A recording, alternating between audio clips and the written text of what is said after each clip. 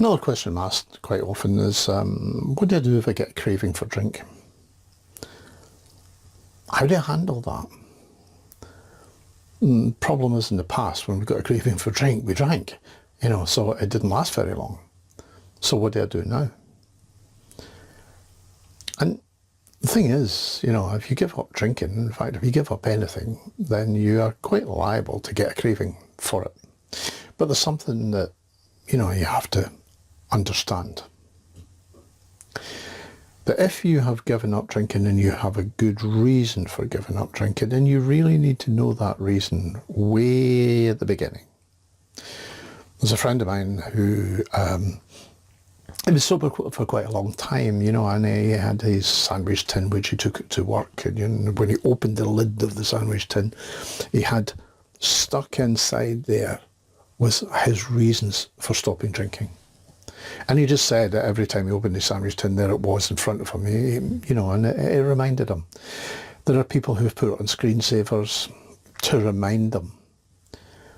And the more that we understand about why we gave up drinking, the easier it is when cravings come along. But there's something else to understand, is that cravings don't last very long. There's lots of research been done in the past on a thing called Q exposure. Now, Q exposure means that, if you expose somebody to alcohol, then the Q will be a result in craving. If you put whiskey in front of somebody, then that smell, that lovely aroma, the sort of look of it can cue craving in people.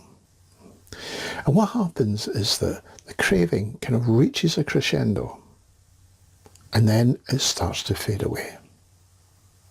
And that's what we kind of have to understand, is that this craving isn't going to last forever. This craving isn't going to overwhelm me.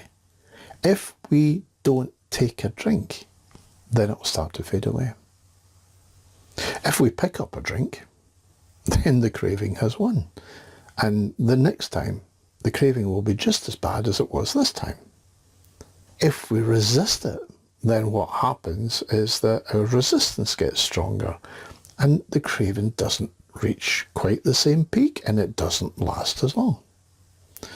So the more we resist, the easier it becomes. The craving gets less, the time it lasts gets less, and we can stay sober. And that's what happens the longer we are away from a drink. And science has shown this time and time and time again. In fact, in some places it used to be used as a way of treating people and showing them that they did actually have power over the alcohol, that they had power over the cravings. Okay?